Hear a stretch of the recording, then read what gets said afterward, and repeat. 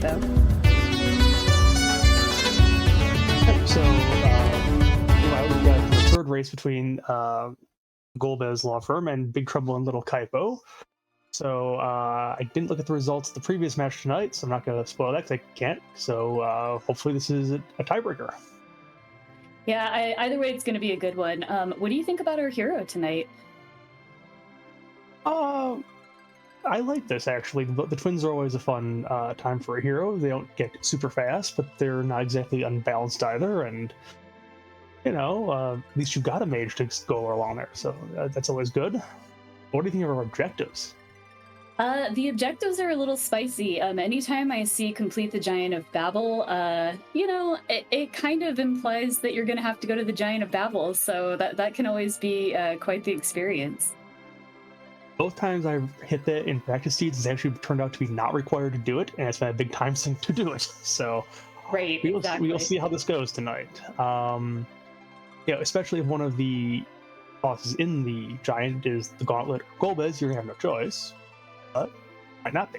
Right, exactly. Or what about the dreaded demisted elements? Well, that's when you decide that this is just not your night. If you see that happen. Right, exactly. It looks like our runners are off. So we are going to see our pal Palom team up with Eddie tonight. And an immediate darkness crystal. That's spicy. Yeah, I'm always feeling a little nervous when I see that instant darkness crystal. It implies quite a bit. I mean, you have instant moon access. Obviously, this party is nowhere near ready to get up there, but there is a character, there is a shop, and it also puts the hint of D-Machine Grind in the air.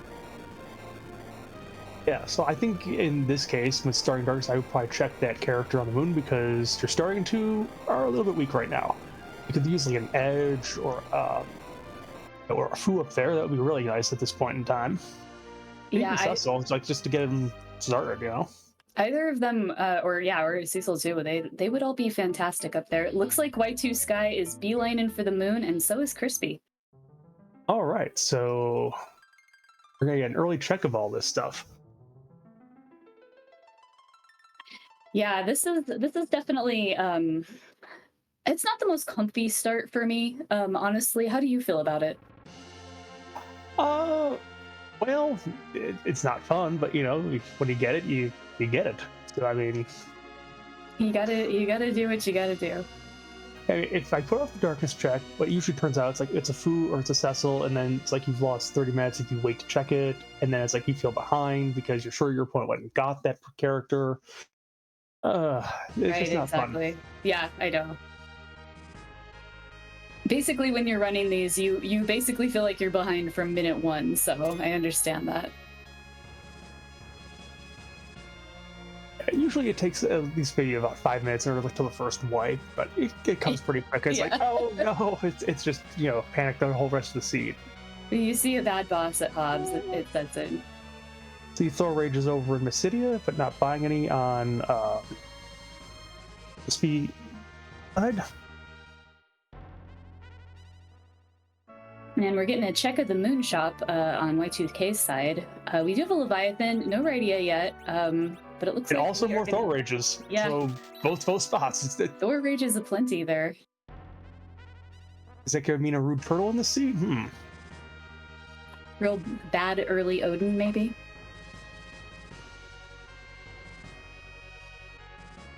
And we're getting our first character check of the night on the moon dais here. Any bets?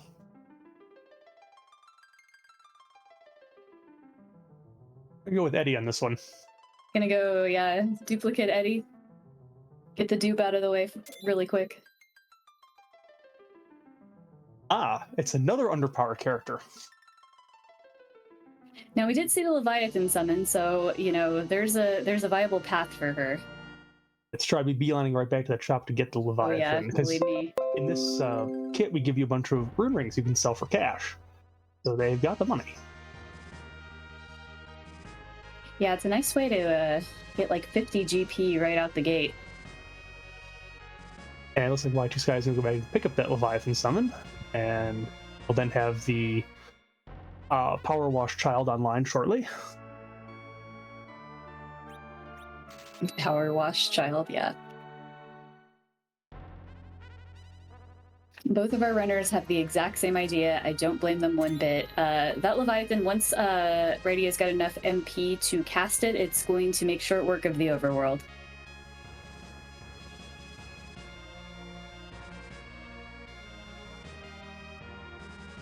Still coming soon there. She has to build it still. Yep. Those MPs, you know, it takes a little bit of time to get them all in place.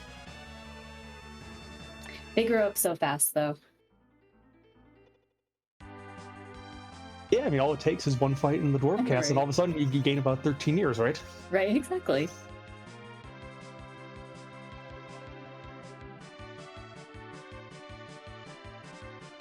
And it looks like Y2Sky is beelining for Watery Pass, going to do a little looting.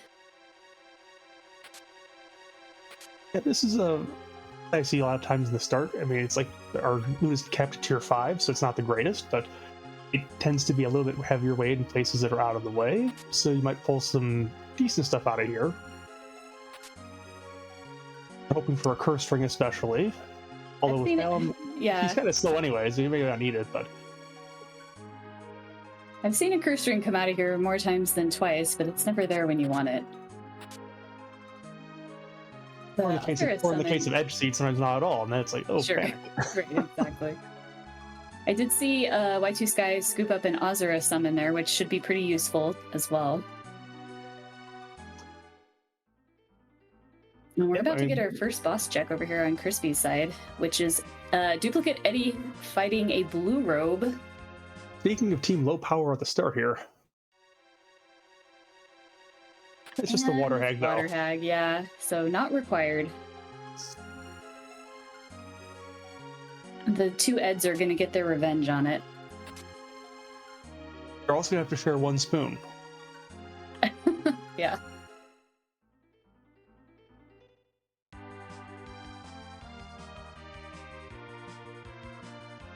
It looks like Y2Sky is going to join in this check and find his second Edward. So what do you think? Are we going to see a spoon in a reasonable amount of time for any of our Eds here? That depends on how fast they chase the moon, because that's probably where it's sitting. Right. Someone in chat is asking for a hook route as a joke at this point. I'm not sure if the runners would find it quite so funny. The thing you like as a runner seems to be different than what you like as a viewer, I've noticed.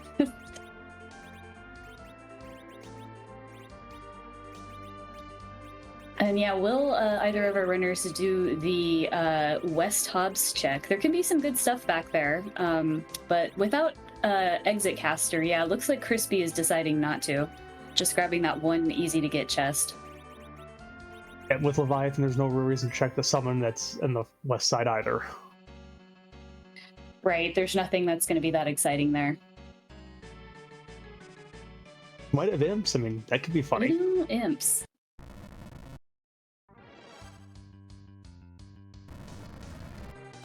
And Crispy's next check looks like it's going to be Antlion here. Yep, it's a fairly common play to do the Antlion pretty early. I mean, some people will loot it, some people won't. Yeah, for whatever reason, I try to, get the bulk of my overworld looting done before Antlion. It always feels a little bad to do a full Antlion loot for me. What do you think? I definitely don't do full Antlion, but sometimes I'll grab at least the two chests on the left when you first walk in. One chest that's, the real chest of the cave, which is on the way down. Sometimes I'll check the chest at the bottom, but usually not the ones on the far left here. Sure, although, yeah. Crispy's going to show us what they are anyways. It's going to pay off. Yeah, vampire, wizard hat, not too bad. Those vampires can be quite useful early game, and especially with kind of a squishy party like we have right now. So not a bad grab. But you have to live long enough to cast the vampire. That's the key part there. That's the key. And never use it on anything undead, as I found out long ago. Yeah, you can't vampire a vampire. And we have Bagan at a not very rude spot to see him. Yeah, you don't mind seeing him here. They're going to make short work of him, even though, yeah, the party's a little squishy, but Bigen's not going to put up too much of a fight here. Everybody has Leviathan, so all 3 parts will get washed into the wherever this cave drains to. Watery pass, I guess. Kind of far, actually, come to think of it. And just gets a Drain Spear and just resets out of it. Not a lot of experience here. You kind of understand that. Yeah, it's definitely what you might call a zonk there, especially with no edge in the party who can dart that thing for some pretty decent damage. And we will see edge maybe at some point. All the characters are in the sea, just a case of where are they? He's hiding behind the giant. Well, tough luck. He's not joining this party. Oh, we see exits for sale. And cabins. Nice, nice. And both of our runners are choosing to do the Fabule check. This is something a lot of people, do try to fade because you might end up having to go back here a couple of times if you don't. However, with this party, I feel like levels are kind of a priority, so I totally understand why they're making this choice. Yeah, I mean, I think more often than I've seen Fabule checked in the early game, just because, it is a bunch of levels, and especially if the hook shows up, it's like, you don't want the magnet key anyways if it's hiding there. It feels bad when you're trying to be fancy and you don't check Fabule and it has everything you need. Yeah, meanwhile, here's a D-Knight. Not too difficult this spot. They should be able to get through this. And unlike Potion Party, he is a free boss in this flag set, so you don't have to sit there and whittle down his HP. Although even under the old flags, this is a nice place to see him. It's like there's not a whole lot of health here. Yeah, he can still be quite nasty later on. We've never seen DKC in any annoying spots, have we? Oh no, that never happens. He's always very polite. And Y2Sky, first one through that fight.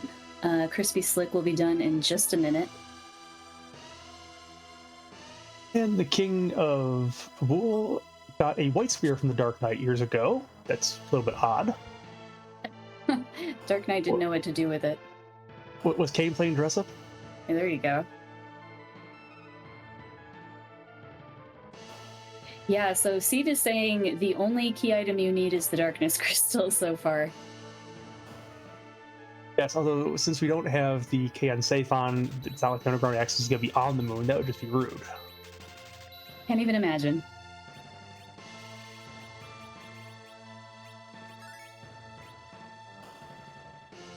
Crispy receiving his white spear while Y2Sky is moving on. Yep, so Baron next or Ordeals? Those are the 2 choices left. Looks like we're heading towards Baron on Y2Sky's side.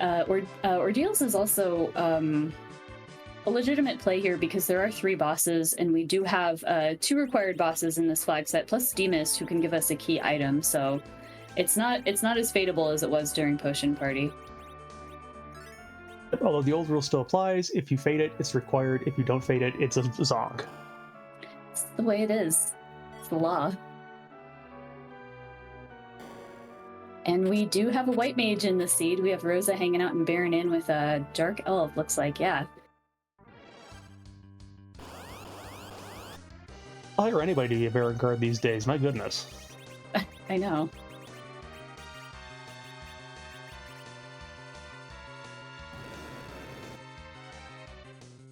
I never really like seeing the multi-stage bosses in this slot. You kind of just want to hit it and quit it, but yeah, he's going to do a little bit of damage and kind of leave the party in somewhat bad shape for the second fight here. Yeah, well, now that I know how powerful you are, this Dark Elf is only going to take at least 2 hits, so... Yeah, right, that Ice 2, that should have killed it, but, because it has a script in the middle, it's... Let's see who is behind this Dark Elf. A turtle. So, yeah.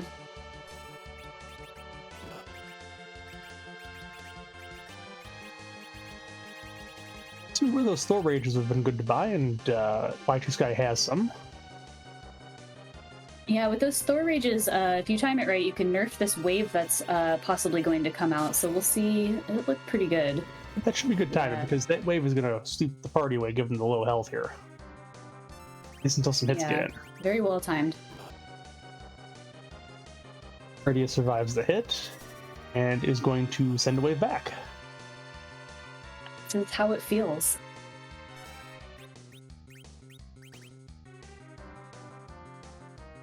And Kryspyslick is entering the Baron fight himself. Yep, that's a good timed lit from Talon. That should be in time to... It kills the turtle anyways. And that's it, yeah. We'll also take it just going away forever. That's fine. And we get a rock. Okay. So yeah, half a forge there, half an objective. And a white mage. A pretty decent Baron in. That means your underground access is either through ordeals or through a cheeky demist hiding somewhere in the waterfall or the mist cave. It's true, we haven't seen a check for either of those yet, have we? Not yet. I feel like I've seen a lot of vanilla demist lately.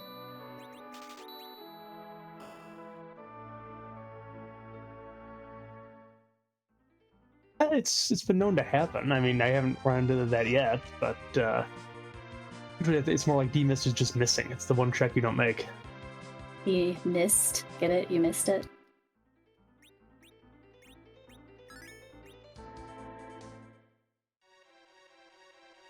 All right, Y2Sky. Speaking of misses, Y2Sky is going for the check that we know wasn't going to pay out because there's just a drain spear here.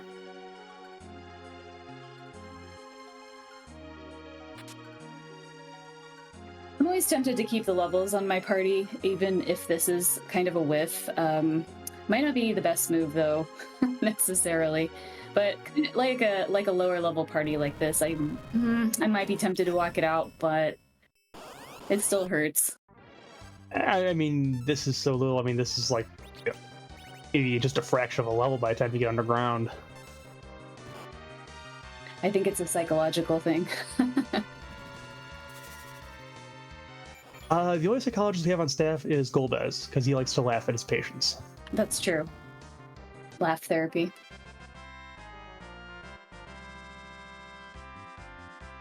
And Kryspyslick receiving White Mage and Adamant Rock as well. And Y2Sky is going to reset out of that Drain Spear as well. There you go. It's the right thing to do, I'll admit it.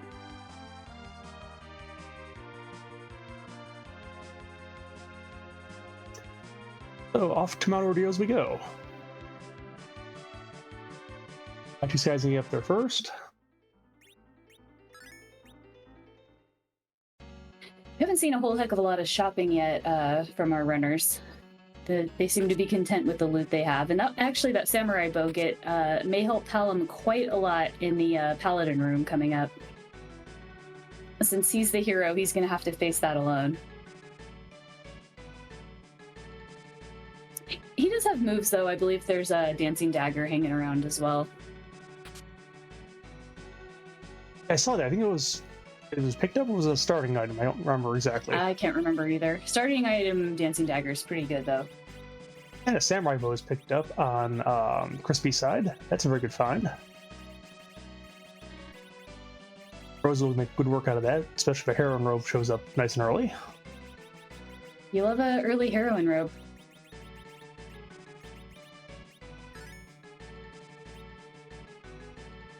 I don't always loot that far chest that Crispy just grabbed, but that was a Gaia drum, which again could be pretty useful coming up here. And we have a free first check in Zot. For deals. Apparently, I think there's a Demist over at Zot. Magus Sisters spot Demist. That would be spicy.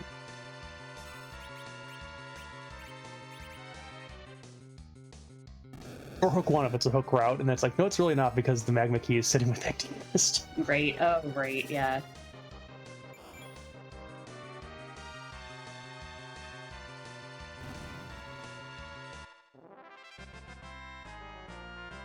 Let's see if the rest of our deals is as easy as this.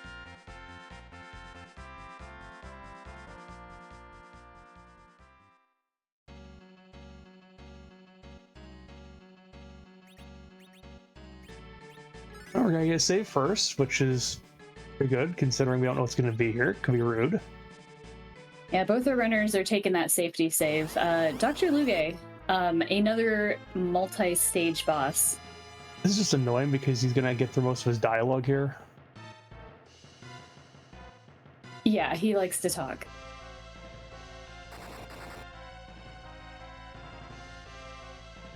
Yes, this is not a doctor you want to talk to on the couch. It's just gonna take a long time. Yeah, you get to see their whole vaudeville routine today. On 2 screens, even.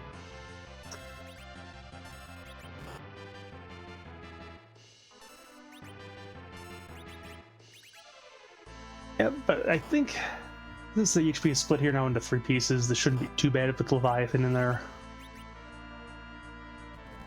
Yeah, this should be pretty easy. I can get a whole lot of poison walk because it's only a few steps to the altar from here.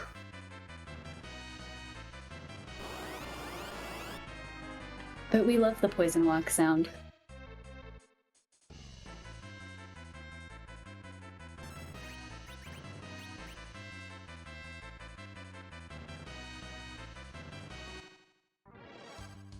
And yeah, it would be nice to get that Rosa up on Y2Sky's side, get her a little bit of levels, but we'll see. Yep, there we go. So hopefully Luge is kind. Doesn't hit her again.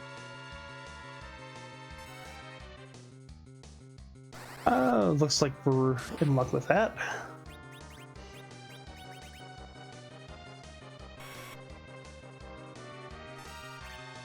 And he's surviving the laser over there. Much.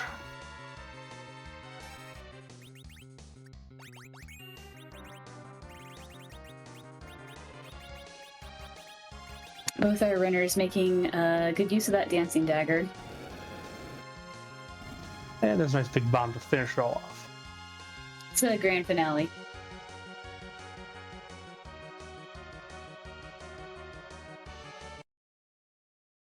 And we'll probably see another safety save here because Palom has to do the next boss all by himself.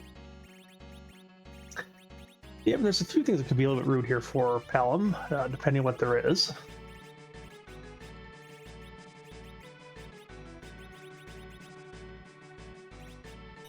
I really wouldn't want to see a mom bomb here. I'm about to be rude. That would be really bad news because that would mean your underground access is Demas somewhere else. That's true.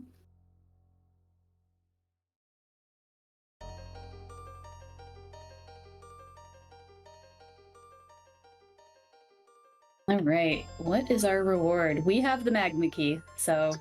So the dreams of the hook route with this party are dead. No hook route, oh well. And D Lunar. That's not too bad. I mean, yeah, virus and fire too. That should be all right. Yeah, Palom with virus, and their punches are not hurting. Now, fire would have been more of a problem if they got that script going, but there'll be no problem here.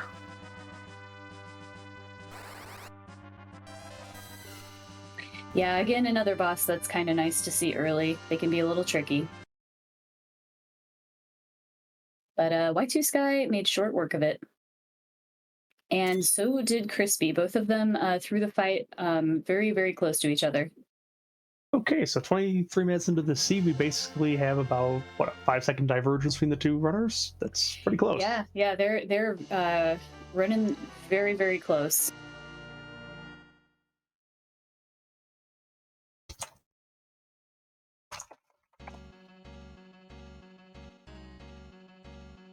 All right, my guess is we're going to, I'm not sure. What are they going to do next? Guess probably just go right underground and start maybe hitting the freebies. Yeah, I mean, I think they probably want to check the Feymarch first, like maybe try the chests, see what the freebie is, see what type of bosses you have, maybe you'll get a free one. I'd be tempted at this point if I hadn't checked Waterfall and Mist Cave to kind of backtrack and do that just so I didn't forget, but also the underground calls.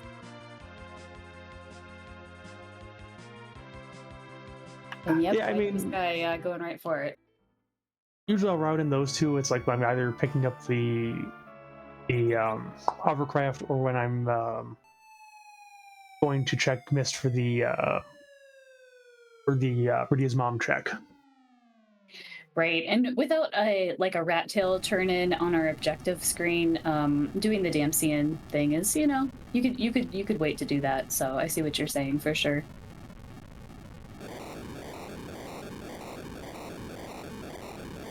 We see some illusions for sale over here in Agart. That's pretty nice. Rosa gets blank. Nothing too exciting in the weapons shop. Not for this party, anyway. We'll be moving better in the underground shops. Those are the real ones to hit.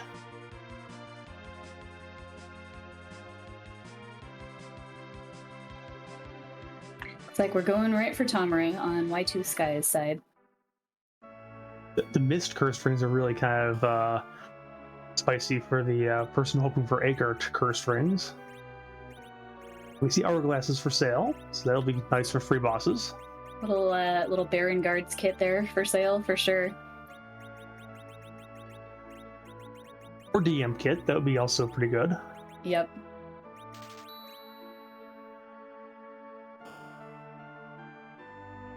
Yeah, those hourglasses could be very, very good for a rough alt gauntlet, which we have not seen yet.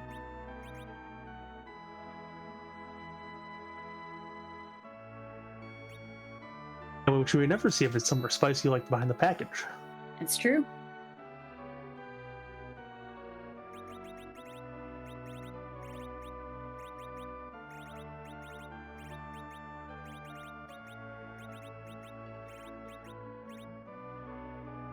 Getting our mages set up, probably heading towards the Fey March.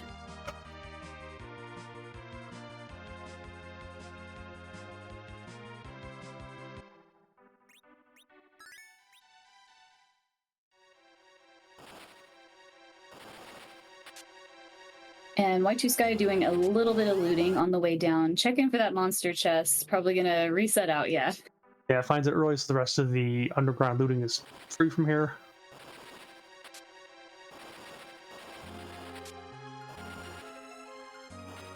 And Crispy's got the same idea.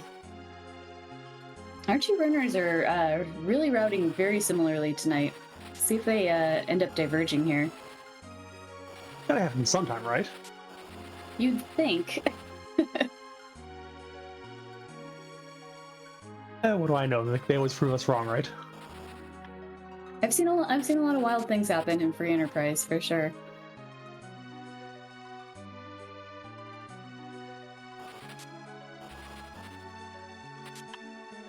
There's a self summon for Rydia. That's a nice healing item. Very good. And it seems like the loot has been pretty generous as far as our mage party is concerned, so that's a good thing for our runners. Well, we already gave them rune rings. I mean, how generous do you want to be? Right, I know. And Pan in the freebie chest there, that's pretty convenient. Yeah, that opens up 3 more checks for the runners, and hopefully they'll pull at least one item out of there, right? You would think. I like Pan there quite a bit. It just feels like you're, grabbing something in the exact right spot where you need it. There's a tiara here in the armor shop for that Rydia. That's nice.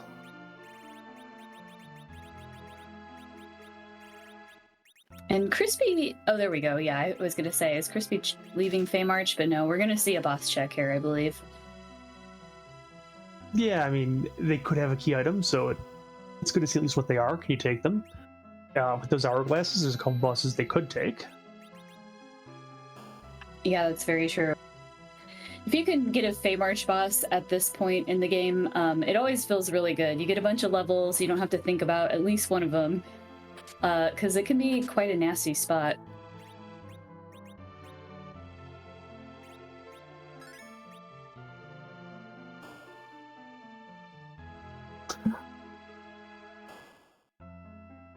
Oh, and it looks like go ahead. looks like there was a heroine robe in the underground there, and only one of the runners got it. That could be a nice bit of divergence there. That is exactly what I was going to say too. That's very interesting. Ooh, we've got a wyvern who is casting virus on our party. Yes, that's not exactly a pleasant witch burn. That's not retreat. Maybe it might have been survival if there's more than 1 HP on all the characters, but you know. Yeah, actually, I'd be interested to see like exactly what kind of damage virus specifically would do in that spot. I haven't actually had virus at all for a witch burn, I believe. But I think the answer is probably too much for our party at this point. Yeah, we'd like someone with higher HP to be there to absorb some of that. It's Leviathan spot is where the wyvern was.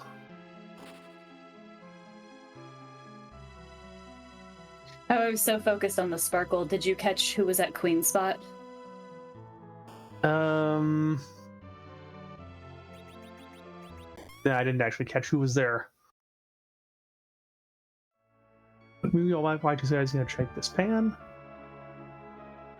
Mom bomb at Queen. Okay, thank you. It gets a weapon for the edge we don't have. Means Edge is guaranteed to show up, right? Right? Well, he is guaranteed to show up somewhere, but you know, could be back Will we get giant him? or Yeah.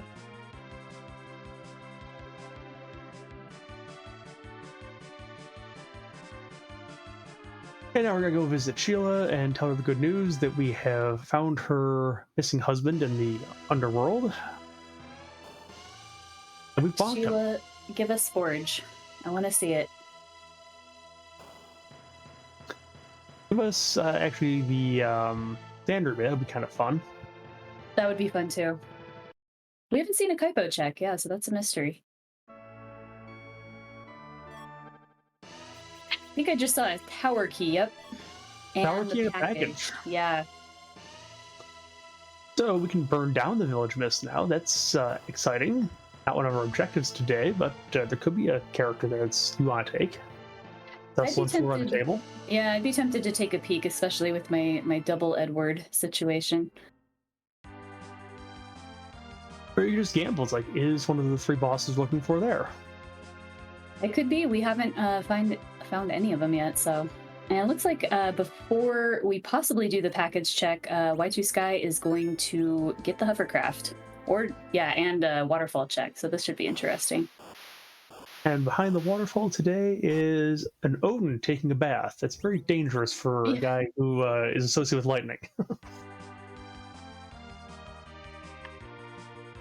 Odin likes to take risks.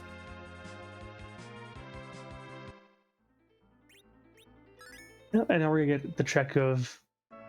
Well, thought we're going to Miss Cave, but we find Cecil. So yeah, we're definitely taking this.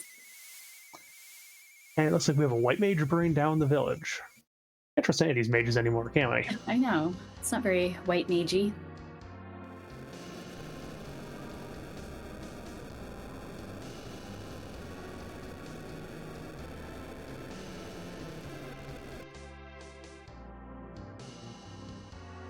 Yeah, the Cecil's a welcome sight. I'm not sure that we found anything quite that amazing for him yet, but well, this means we're gonna be young. Yeah. We're gonna be diving the Eblan trap chests right about now. Show me a curse string and a crystal sword in there. I'll be happy. And luckily, this is one of the fights where if you lose all your HP and everybody, you don't actually have game over.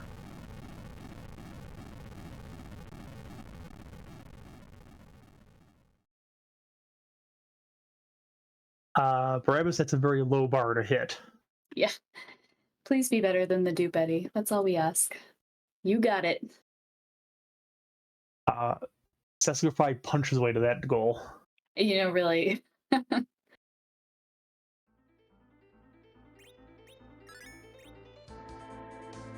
it looks like Crispy's gonna be getting the good news that Sheila's got some goods today. Demist here would be fun. Gauntlet actually here would be really fun too because it's just really why? Oh, yeah. I guess you're gonna take 5 minutes to get the Cecil. Deal with it. It's gonna be worth it, we promise. We have a sparkle. Well, it's a plague. You'd like to see this somewhere else. This is usually pretty free. Yeah, generally Plague is not that bad, even in some of the later spots, but getting rid of him early today. And Eddie's gonna get the kill shot and then get told he's being yeeted. Tough luck, Eddie. Which Eddie palette will he keep?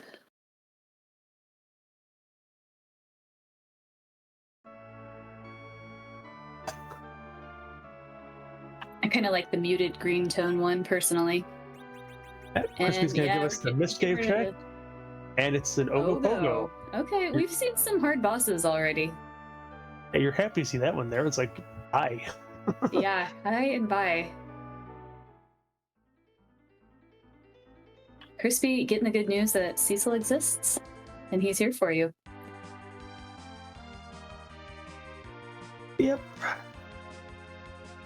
And looks like Y2Sky is going to check the Mistcave now and get the good news that there is nothing here and onto the Underworld.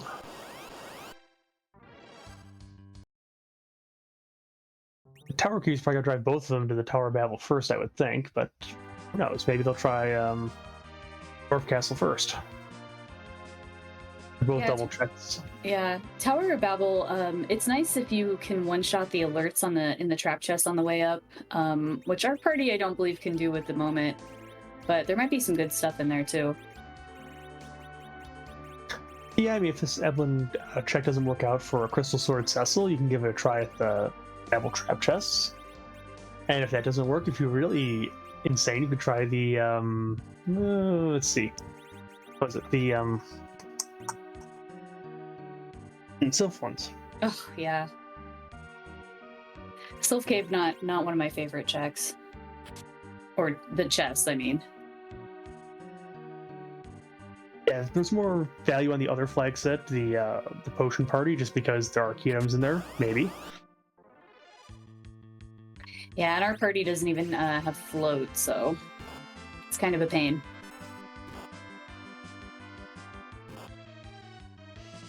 And Hourglass is being used on these ogres, so that should be pretty quick. Is Cecil swinging the dwarf axe? I would assume so. Yes, okay.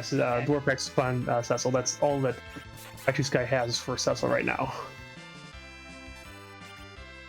Well, at least he's back road with that.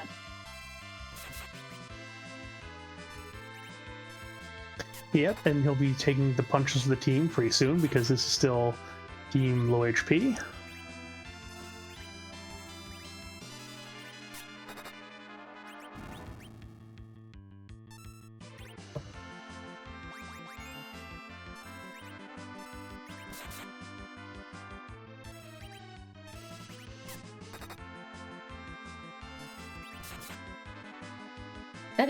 Chad is saying that is the ogre axe.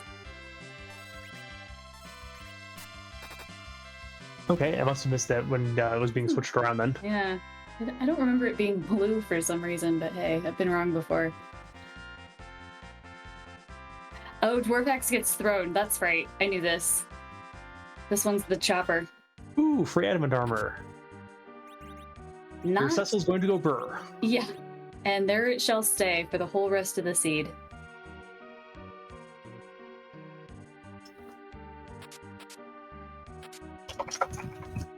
So let's see, if there's a Crystal Sword and an Avenger here in Eblan, this gets really spicy. Crystal and Avenger, yeah, that would be quite the combo.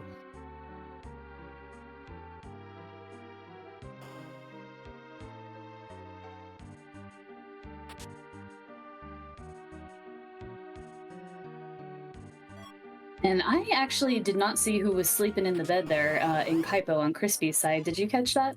I also missed it. That was a very quick check. Chat, any help here?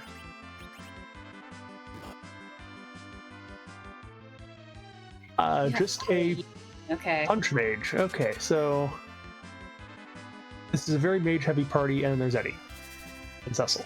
And then there's Eddie. Yeah, I haven't seen a whole lot of claws around, so yeah, Yang isn't looking too exciting at the moment.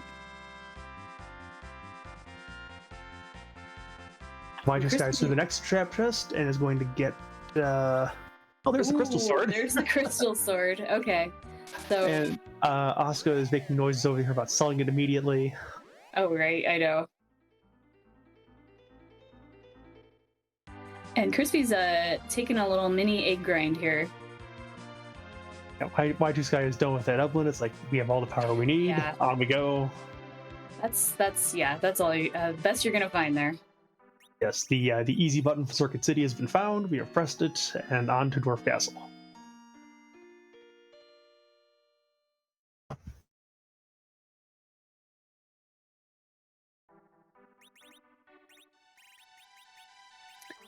It's like, yeah, Crispy is doing his own crystal sword hunt here, so we will soon see that on his side as well. It's a very welcome sight after the start that this party has had. Some coffins for sale over in the Dwarf Castle. After Potion Party, it sure does feel nice to have free bosses turned back on, I can tell you that. Yeah, it's nice in a way, but also having to fight Z was also a nice bonus to those earlier flags too. I guess it gives and it takes. Rando's gonna random. It's Right.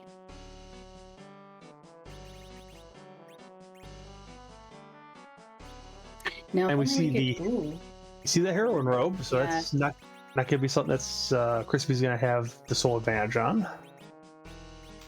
Sold that white spear for it, I think.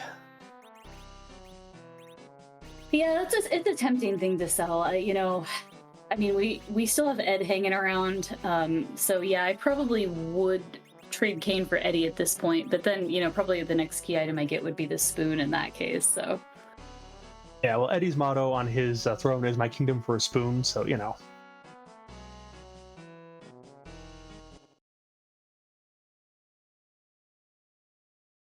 Some form of Mylon hanging out behind Giot's throne here. Yep, so is Mylon playing with his version of dolls, which is Ghasts, or is this just simply Mylon alone?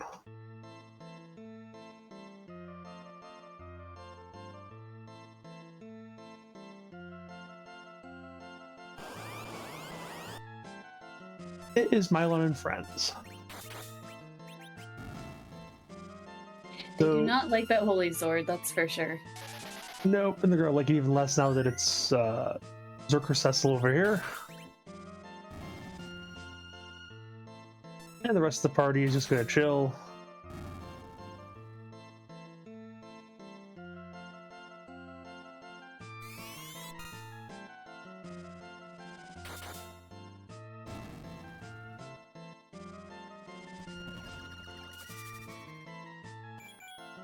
Levy is going to give Mylon a bath here. Much needed. Unfortunately, did not get the job done. I kind of thought that was going to do it, but here we go. There's the Oh My Body. Yep. Shower him, then cut him.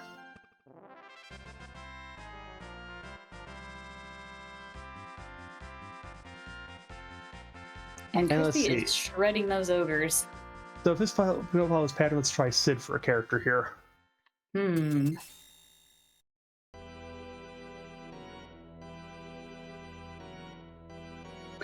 We have a vanilla Golbez hanging out. And Atella. Atella not needed, says Y2Sky. Not gonna do the D money grind.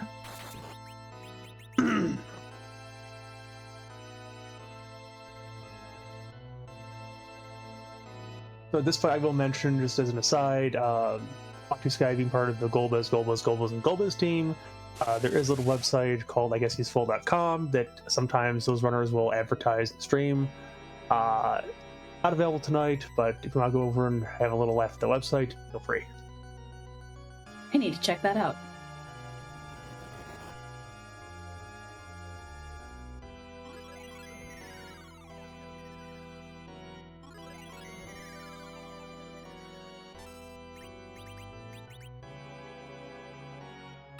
All right, lucky Cecil is left standing, though this spot is not as hard as the vanilla game makes it out to be in free enterprise, so shouldn't be an issue.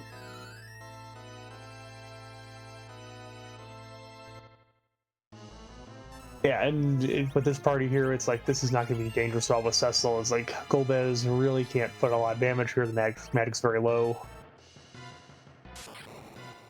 I think that virus was completely dodged. And it lit 3 only a couple hundred, but of course Rosa had no HP at the time, so All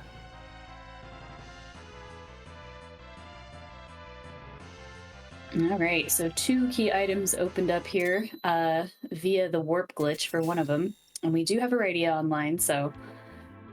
Yeah, and first objective now for Y2Sky. And let's see if this Golbez was hard required with the hard objective behind one of these 2 spots. Oh no, I thought that this one's just a dwarven fashion check.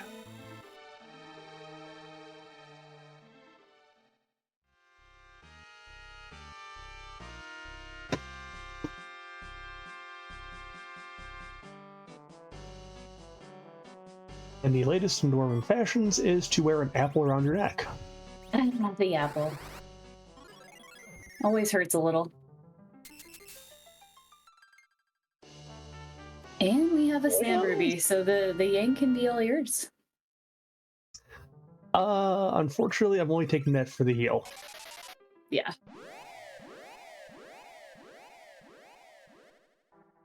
Yeah, that is a free heal, isn't it? I do forget that.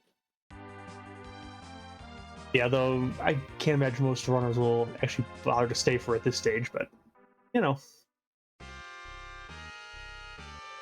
And Crispy is going into the fight, ready to defeat Mylon and see that Golbez. Yeah, we'll be happy to see the Golbez. Not so happy to see the apple, but you know, the apple day does not keep Golbez away. Sorry. Definitely not. And here we are heading into the tower. Good play. You know, you have everything you need to full clear this, so.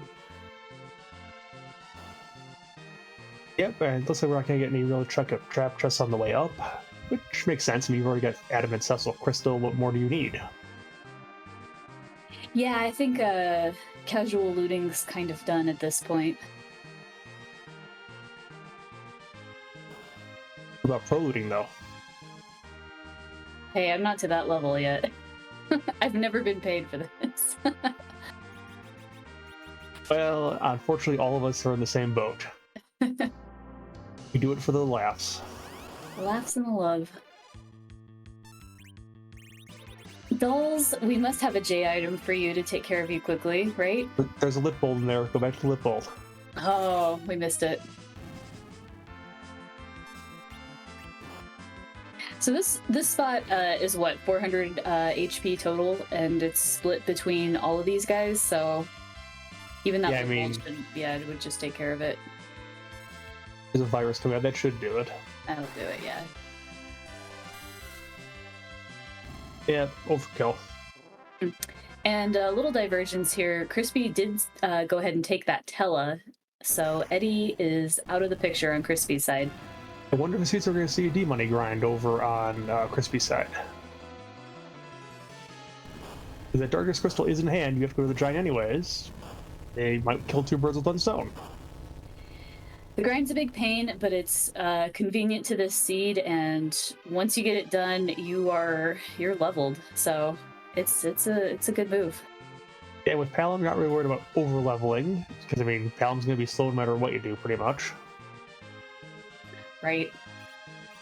Still not seen a curse ring, but You really don't have to curse him all that much. I mean, unless you like really level him like maybe level 6 or something like that, then you might have to worry about it. I've definitely been guilty of over D-moneying before. Oh, in Top Tower we do have D-miss there. All right, so we have a bonus check.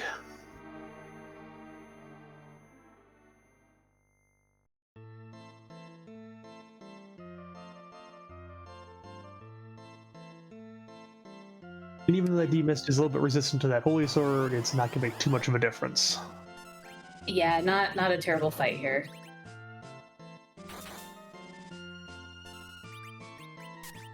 And Crispy through the Golbez, getting his first objective down as well.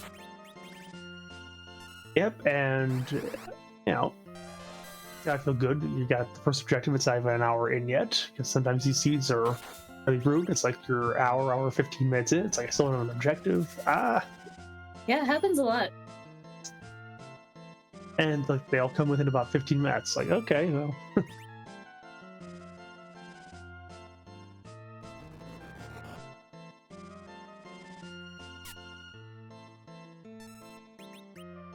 Whenever people in chat point out, yeah, C-buys are on, so if you kick someone to the tower, you can always go and get them back. They just don't go on strike and they next seed. Yeah, very nice. Something I've been underutilizing a little bit, I think.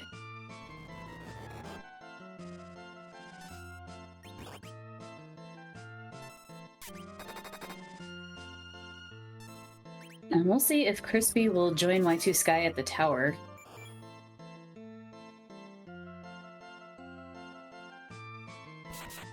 Looks like getting yes. over there. Yep. Our runners still chasing each other tonight.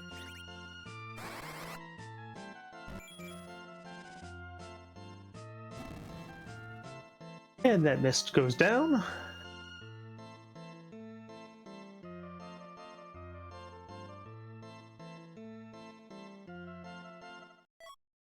And we Baron get Key. Baron Key. Nice. Though with a D-Mist here, I would be happy with kind of anything, knowing that I had another check behind that one. I mean, if it's a total zonk, that's like, okay, I just have the one check I had in the first place. Now I have to go with further to find out what it was. It's true. Yeah, they just make you work for it. That's very rude of these bosses at the top of the tower. If you've already walked down 8 floors, that's like, I have to go all the way up to the overworld again? Yeah. Get your steps in for the day. This team is doing a lot of steps. And they're taking any bathroom breaks either, which is just weird. You know, I never thought about that. Well, you know, there's no time to take a bathroom break. You're saving the world, right? Priorities. Also, why none of them wear white, other than Rosa?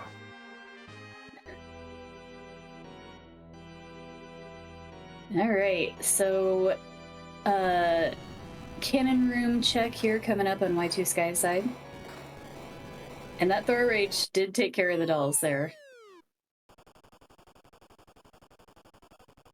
Yeah, it looks like the cannon check turns up a... Mursani. Okay, so...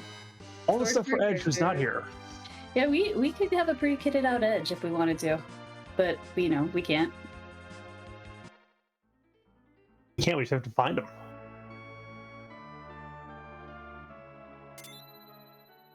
And third check behind tower via the D-Mist. We are getting... Ooh, the Earth Crystal. All right. So, more character checks.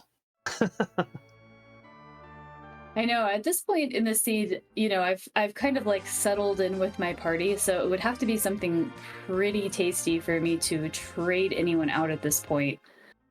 But your food comes over already pre-leveled, so I mean... Obviously, yeah. And then an Edge, since we do have so much gear for him.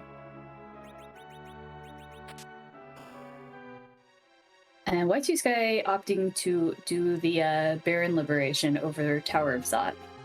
It's interesting because Zot will actually bring you right to the front of Baron when you're done with it. Yeah, that's very true.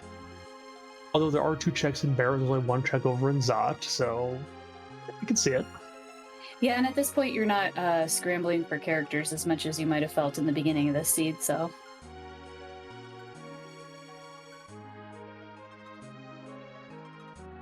They are up to 9 key items on Y2Sky's side, so 1 more key item and they'll be at 10.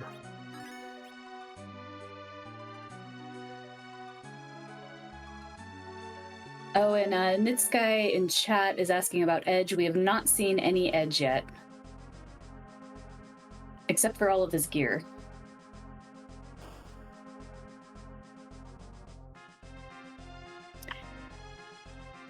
Oh, and yeah, also Step Lively points out that there is an objective here in Baron. Baron Basement Throne is on the table, so that could have influenced Y2Sky's routing as well here.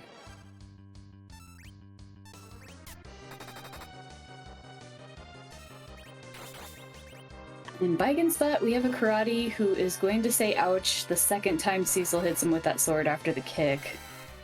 If that, If that even happens. We don't have any time for this, waiting around until he says ouch. God, no. Yeah, you just need to die, sorry.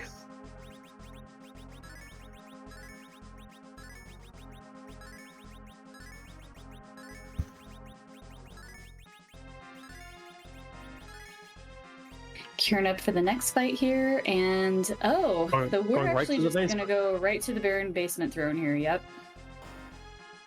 There is a slight risk in this, that if you do wipe to this, then you have to reset all the way back before you did the first boss, but... Y2Sky did save in Old Waterway, I believe, but still, it's annoying to have to fight that first boss again. We have Alt Gauntlet, yeah. So this is a hard required Baron Basement. You couldn't get out of this if you want to try. This can be done. Alt Gauntlet here does summon some pretty flimsy enemies from the outside of Baron area, and we've got that Crystal Sword Cecil working for us, so... I think, I can't remember what the last two fights are in this. I think it kind of gives you like a switcheroo and gives you a couple bad ones at the end. We do have hourglasses. I know the last one's a clapper. Okay, we do have a clapper. I think because Baron is so weak, with this we actually take the fight from the Fey March, is it? Right, yeah, I believe so. Oh yeah, Barry's confirming that in chat. But yeah, I believe Y2Sky does have a couple hourglasses, just in case this goes a little wild. With Crystal Sword Cecil, it really shouldn't.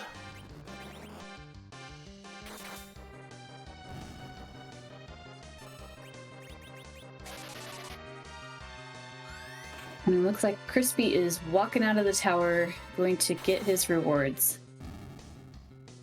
Completed the demist.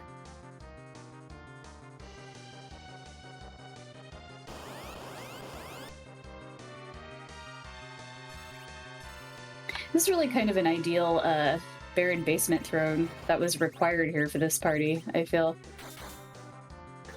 Well, in this case, it's nice to see that you didn't get the routing such that the Baron Basement was last, because then you would have just been like, you're 7 out of 7, and it's like, come on, really? Right, yeah. And with the move to skip the main throne room too, this has got to feel pretty good. Yep. And the only thing that would be interesting is if that throne room actually has one of the other objectives sitting behind it. Ooh, yeah. And Crispy is doing the Baron move as well.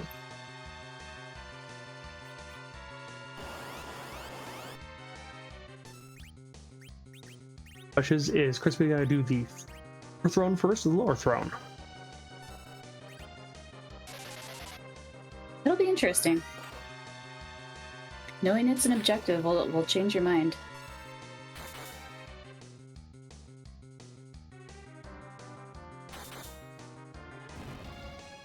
And Y2Sky should be through that gauntlet now.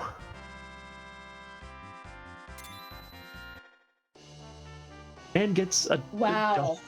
A double required behind a double required. Ay, ay, ay. All right, so Forge is open.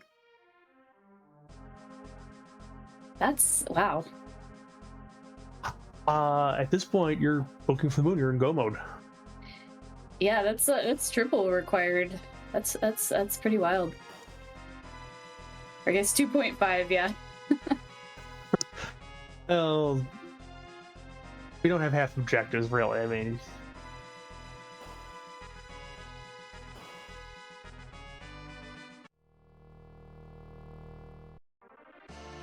and then, not to be outdone, we have either Ruby or Elements hanging out on the main throne here.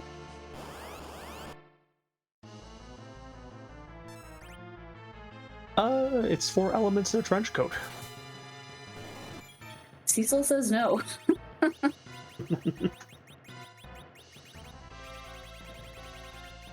And Crispy's curing up here, so are we going to see a another Baron check?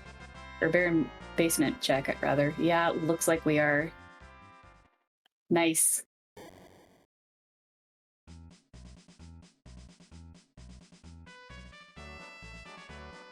It does bring up an interesting point. If you get the harp here, are you doing the harp or are you doing the giant?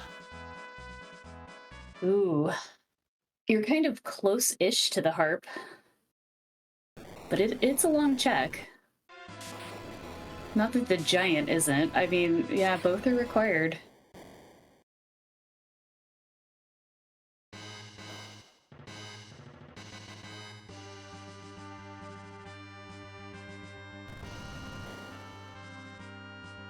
All right, what's the Baron trash can gonna reveal?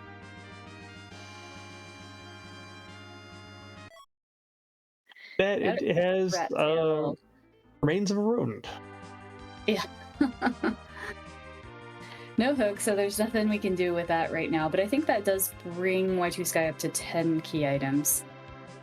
Actually 11 now. So 11. Okay. Right. Yeah, Y2Sky is all set. We had yeah. Gonna do the forge and get something for our Palom.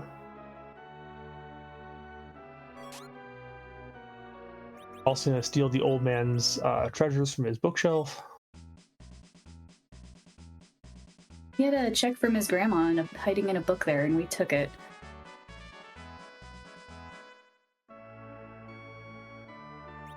And power shirts, Zeus gauntlets. Yeah, not a bad shop here. Come on, sell the edge weapons. I know, keeping the dream alive. I get it.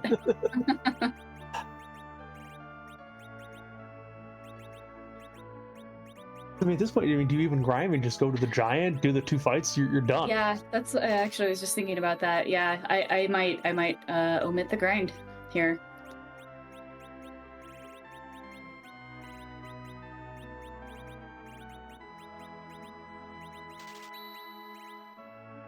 All right, we've sold the farm for power shirts, and we have a Triton dagger. I've seen that one before. Yeah, that's what is it? Plus 15 will for Palom or for any black mage. I believe plus 15. Correct me if I'm wrong.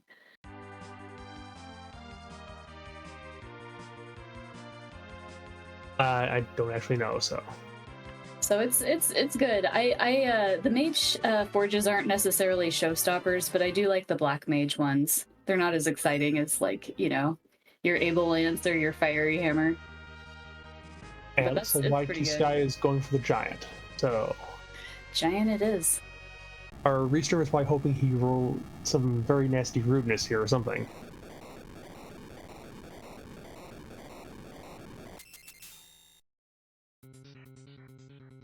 We could no. Who could we see that's really bad at elements? I was gonna say DKC, but he's already come and gone. Antlion would be fairly rude. Yeah, that's right.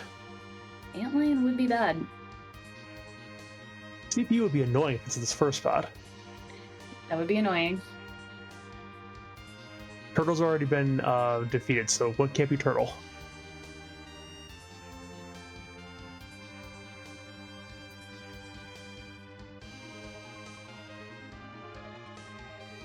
Mom Bomb would be annoying. I guess I just don't like Mom Bomb. I already said it. Yeah, we've already seen Mom Bomb too, so it's like that can't be it. That's right. Yeah, okay. So, no double bosses. Yeah, DMs might be rough. I mean, we do have hourglasses, I think we have coffins. I mean, that's not too bad.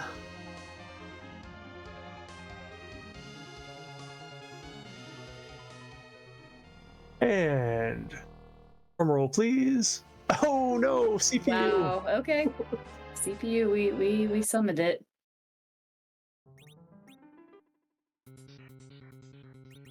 And Crispy is also going to make very short work of this elements fight here. Another one-shot. Yeah, just a few minutes behind on Crispy's side. I mean, Crispy's basically followed Y2Sky almost check for check with very little divergence to the seeds. It's been a bit of a jet. It really hasn't given you a whole lot of reason to diverge. Yeah, we may see kind of our first major divergence here. We'll see though. And Tella is kicked to the side for a Porum. We do have a heroine robe for one of our white mages, so we could see a murder Porum in our future. Or we keep Murder Rosa and then Porum actually does the whole healing routine. Or just blinks, you know, whatever is needed, I guess. Yeah. Although you don't need to blink for the CPU. You just need the CPU to have a meltdown.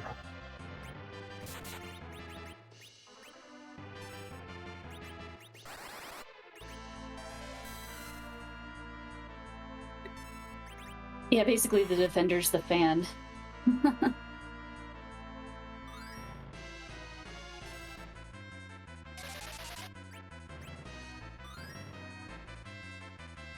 So Crispy going for his forge, gonna get that neat Triton dagger.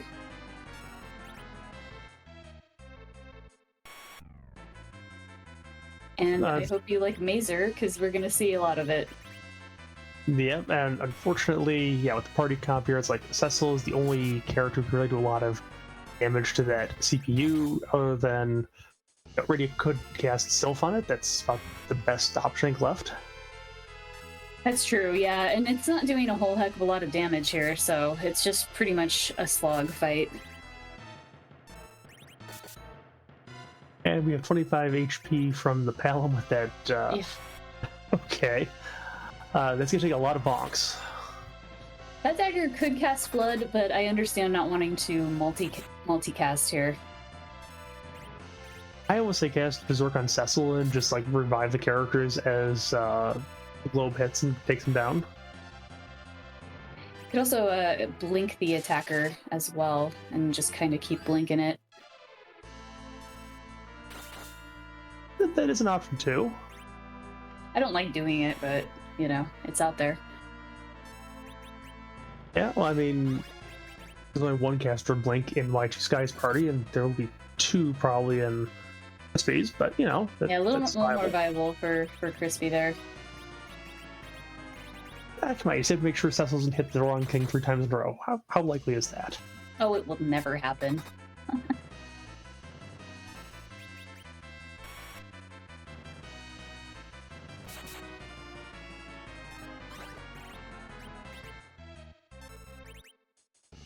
Alright, looks like Crispy's going for the giant as well here. It makes sense. This is the grind to make sure you can get through the levers at the Crystal Sword Altar. It's not that hard of a fight, but you know.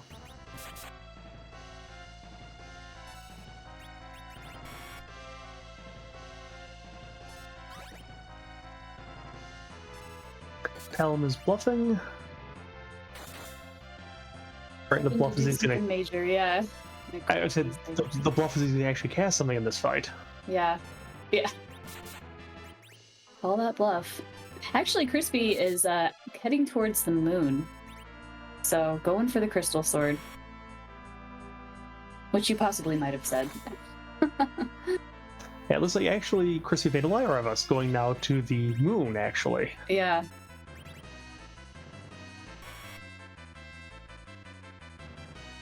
So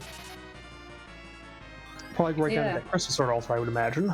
This is the first real divergence of the seed. An hour and 7 minutes in.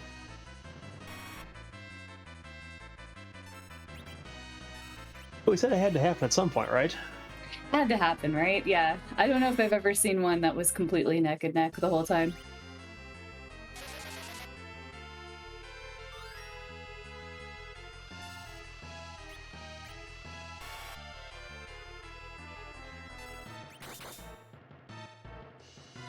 Yeah, this is a CPU fight. Yep, I mean, this was doing good numbers. Everybody else, not so much.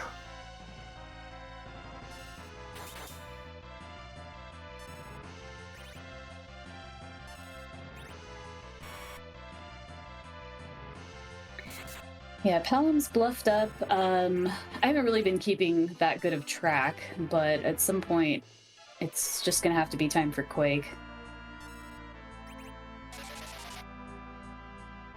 Yeah, I mean, CPU can only take down 2 with a globe, so it's like maybe it's just time to YOLO it.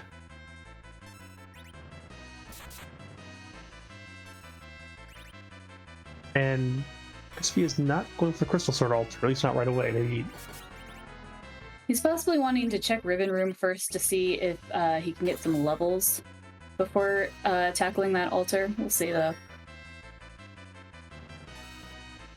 unless he's gonna try piping the Siren in the other spot for the... Nope, that's not gonna happen.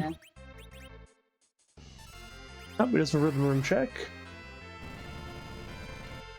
Ooh, that is not the best thing to see there. Yeah, Antlion... Everyone knows how Antlion is on the moon. He loves it. Well, yeah, the Antlion is not vacationing on the blue planet today. It's actually its native habitat, and it's very nasty up here on the moon. Crystal Sword Cecil is going to make Crispy feel a lot better here, but it's still dicey with these levels. And yeah, that's the other thing. That counter will go right through the blinks. Here comes the Quake on the CPU. Beautifully done. Timed well. There we go.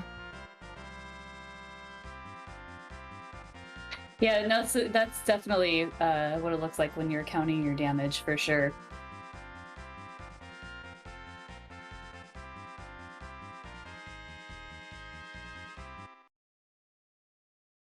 And now Y2Sky should hopefully remember to save, because you don't want to accidentally run into something nasty and then realize, oh, we have to do that again now. Oh, you never want that to happen. Oh, it feels so bad. And none of us have ever done that before, right? Oh no, no. And Azura was, I honestly didn't look at where Crispy was. I'm assuming maybe he did White Spear instead of opting for that Antlion.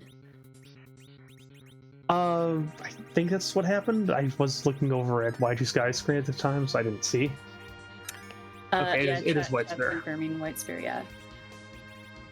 Yeah, definitely not as much experience here. In fact, I think this might be the lowest experience point on the entire moon.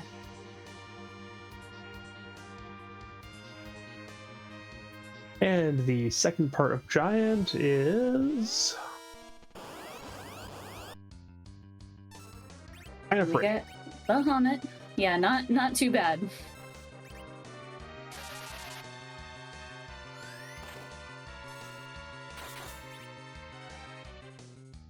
Cecil is just going to be zerked up here. Just has to beat Bahamut down with the counter. I think Cecil's going to win this one. Yeah, this one's not too scary.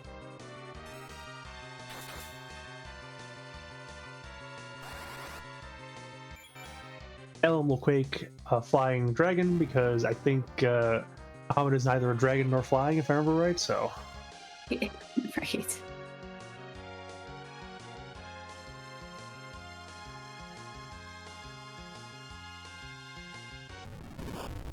Alright.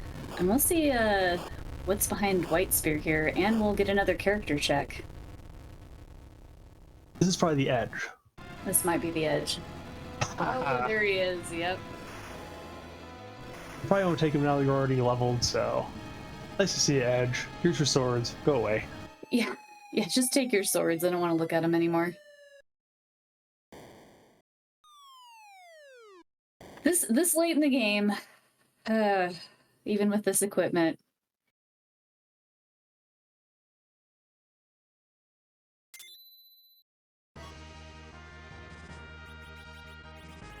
Well, he still had Eddie. I kind of forgot that Eddie was still hanging out, so I get it. Without the spoon, Edward wasn't really doing much. Yeah, I mean, he immediately was probably going to find the spoon at the Crystal Sword altar, and it's like, haha, but right. Edge can at least dart that at the final fight, so... So let's see, what is at White Spear?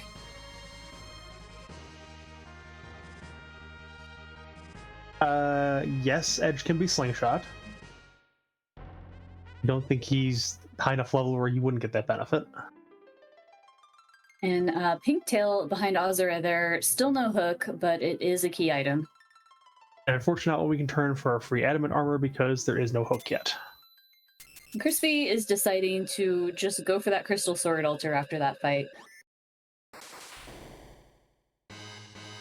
Yeah, I mean, it makes sense. I mean, trying for maybe a pass or, pulling that twin harp out of something, or maybe the hook that gives you it through the rat tail, something like that.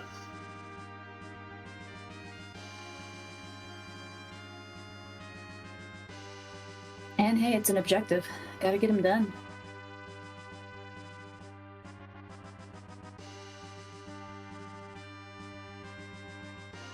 Yep, so Y2Sky is on the way. It'll probably be at that crystal altar right around the same time. It's interesting they're going to converge again here.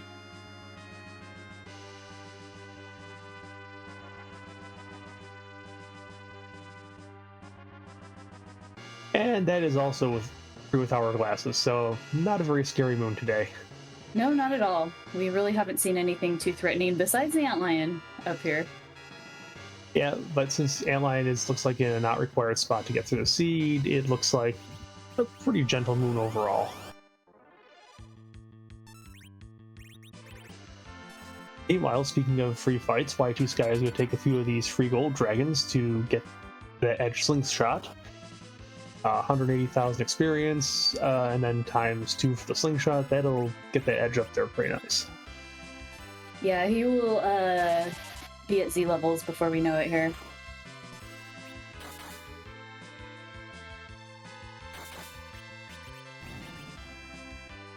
Alright, required crystal sword altar is gonna give us the just a Luka key, which we know is not anything because we've got all our boss checks.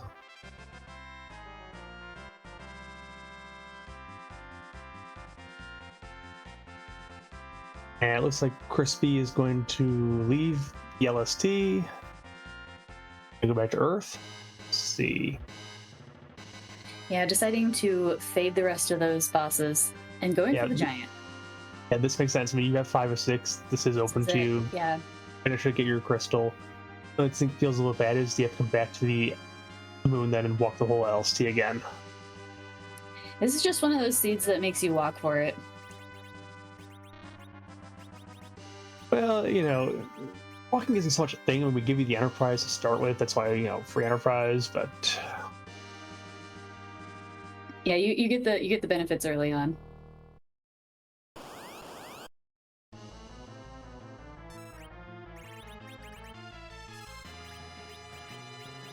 This is a very close one.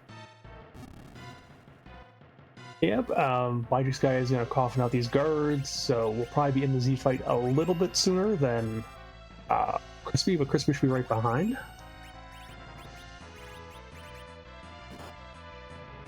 Crispy does still have to go through the long rebooting of CPU here, so...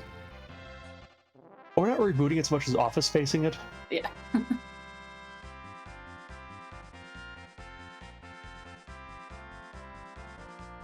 Yeah, I kind of blanked out on this fight. This is just going to take what it takes.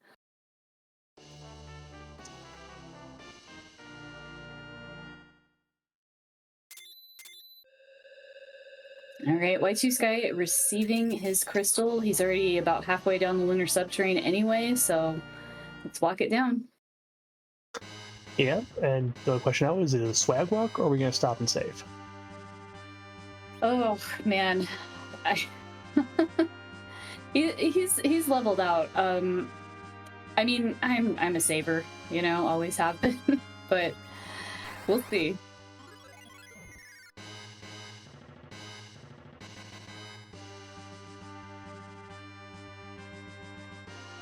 Favorite says swag walk. I kind of think we're gonna see a swag walk too.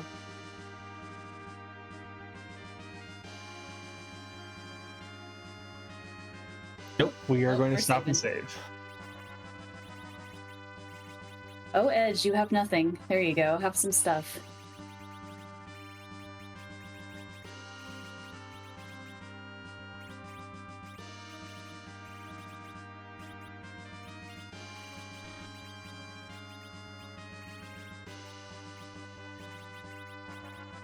You like to see a Rosa over 2,000 HP going into a Z fight.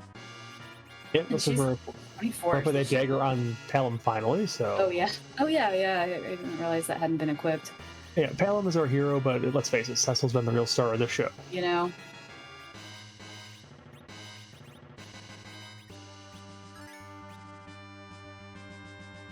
All right, looking good.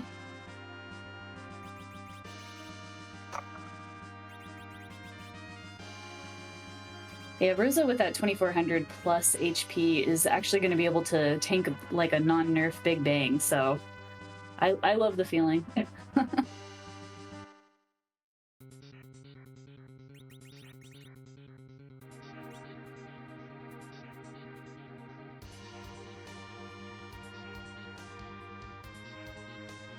And then meanwhile, Crispy working on the CPU. Yep, so as Y2Sky is heading down now to get into this Cerebus fight, we're starting to see a few flags in chat. Trying to tell us it's time for bed because it's almost midnight, right? I mean, I'm tired, but I go to bed at like 9, so... Okay. So anyways, we can't really move Z around because, you know, Z has a lot of things like Big Bang just wouldn't be pleasant to see anywhere else. And, you know, also when Z was signing his contract, he kind of asked for a no move clause, and, you know, he said that's fine. But didn't bother to ask about a no sprite change clause because he didn't have the Golbez law firm review his contract. So, one of the questions we always ask is, whose butt are we going to kick tonight? Yeah, one of my favorite parts, seeing what Z sprite's going to come out. I've always found that the goofier the Z sprite, the harder the battle.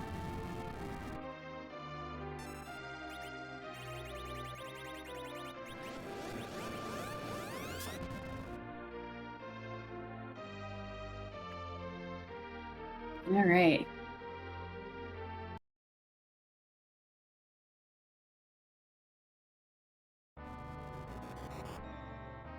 Oh, it's Siren. All right, well, this Z definitely does have a butt, so... But achieved.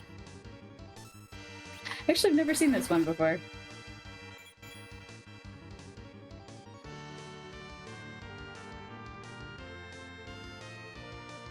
I mean, there's kind of a quasi hat sitting on there. I mean, I see horns there on the side.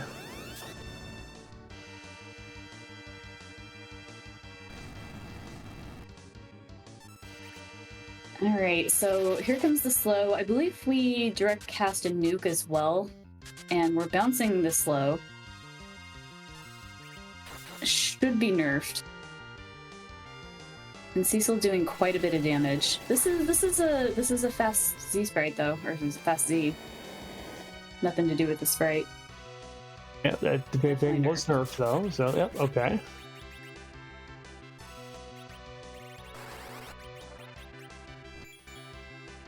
And Y2Sky opting for hybrid strats here. Definitely don't blame him. We've got a lot of damage. Yeah, I think anytime you've got Crystal Sword Cecil with Adamant, it's like, yeah, we're not doing the major flex strats here. It's just, you know, we can just let go burr. You just can't not. But, I mean, you could, but I mean, you know. It's really trying to swag it where it's like, we're going to do this with the nukes and that's it.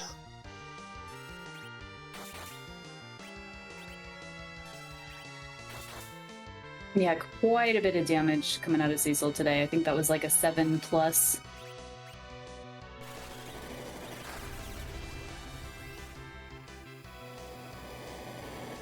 Well, especially he's got 3,400 HP. I mean, he's up there with levels. And he's the only one left alive because that Big Bang was not nerfed. And Y2Sky is going to reset. Oh, we see a reset, yeah.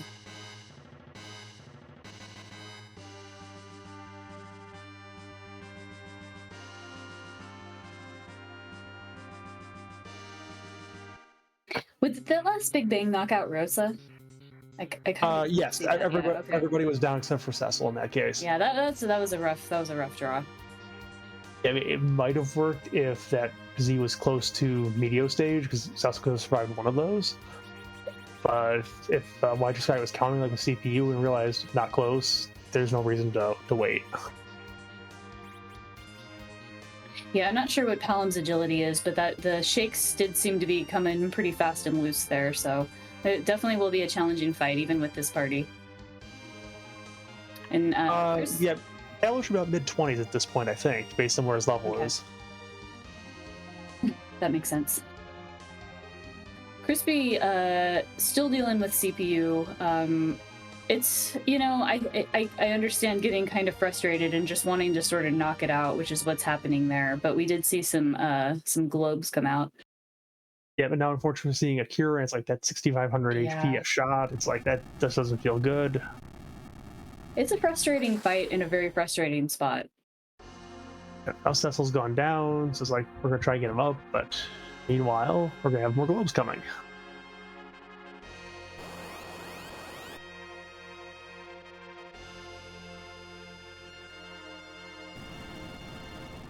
And Y2Sky is going to take a second attempt at taking out our server bot, so, you know.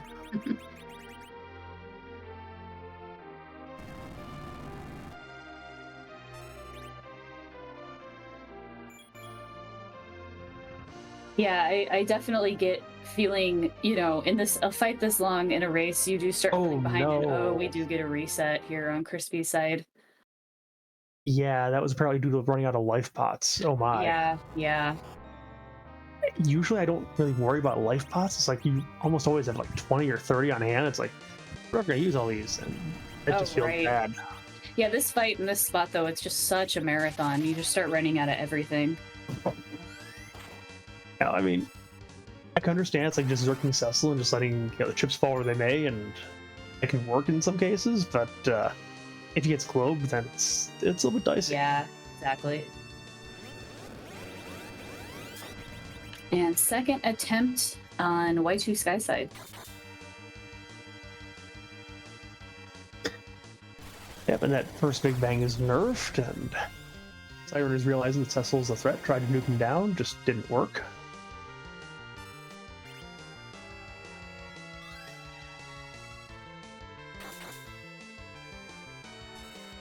And this is the time to use those elixirs, so we just saw one in use for Cecil there. Don't save them for the next seed, it doesn't work.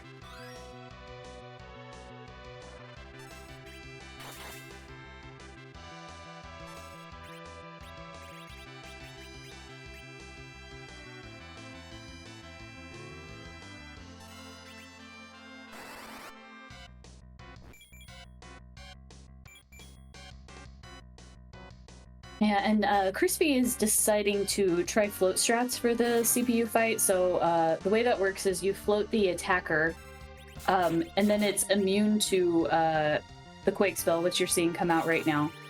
Even though it's bobbing up and down, it's actually not floating. So he's attempting to get rid of the big orb first.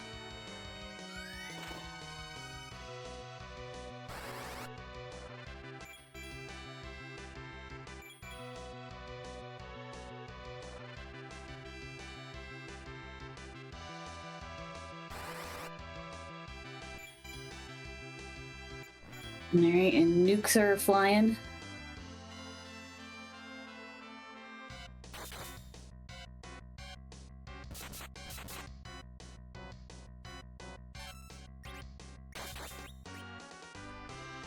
Lots and lots of damage coming out. I believe that both Cecil and Edge are zerked. These orbs really aren't floating, they're kind of bouncing.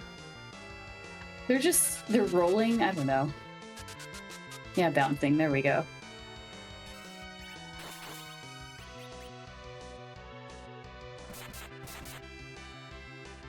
Yes, the King of Dragons is not a dragon. This is how that works. We have rocks on Y2Sky side. Rocks. So this looks like Y2Sky should have it.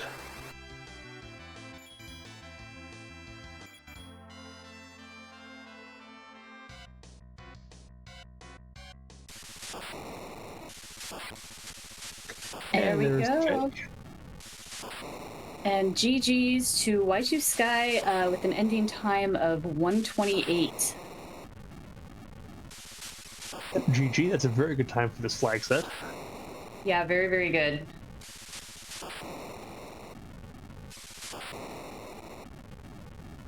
respectable time. These can definitely go over 2 hours sometimes, depending on the seed. So Yep, they often have.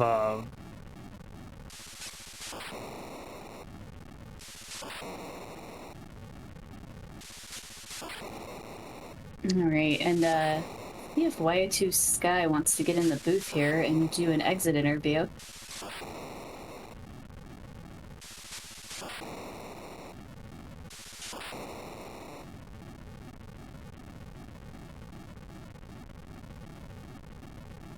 Meanwhile, Crispy is doing the tried and true, just beating the orbs in order. Sometimes it's just the way to do it.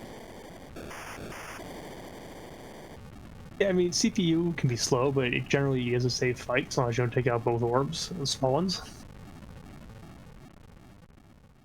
Yeah, the worst part about it here in this spot is, just kind of getting ahead of yourself and trying to, do what you can to get it faster. And if that goes wrong, it's a bad feeling.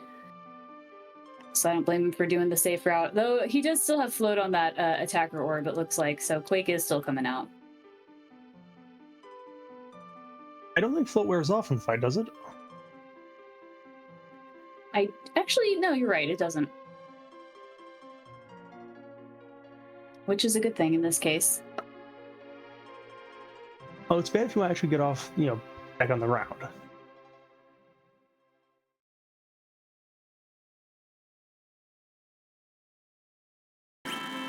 And the big orb goes down, so this is gonna get through. All right, that's got to be a good feeling.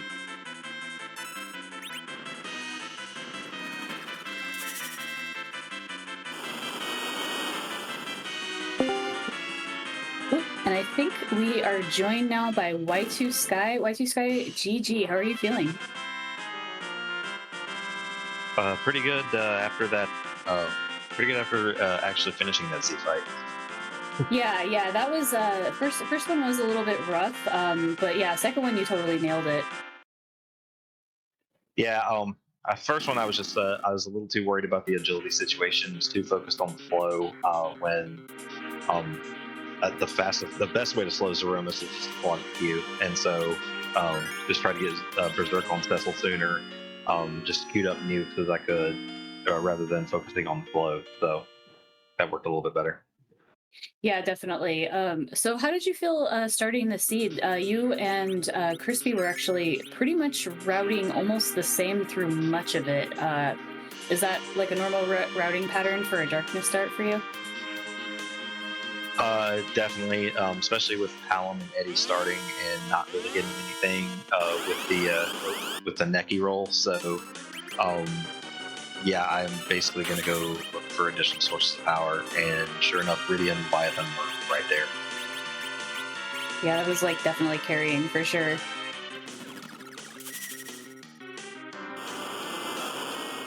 And yeah, did you have any points in the seed where you felt like you were kind of running into a brick wall at all? Because it seemed like you had like a pretty good flow from our perspective. I mean, the party was looking a little dicey, but this in this flag set, all it really takes is one character check to kind of just turn it around, as you saw with the package. Cecil's right there. Okay, let's go play an Eblan Castle. Oh, Chris Sword and Adamant. Aaron Lore is being very generous tonight.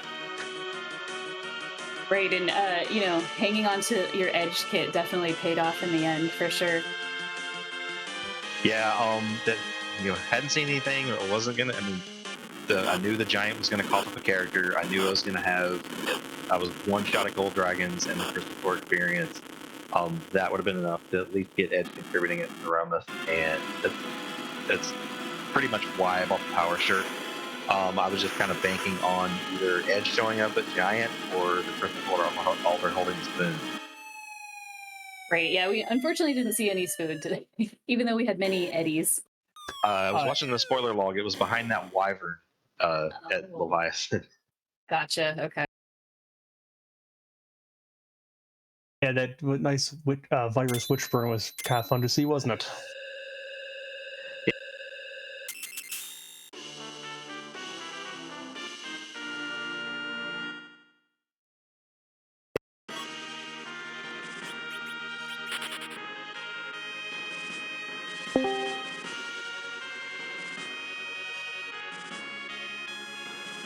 moment, technical difficulties. No technical difficulty here.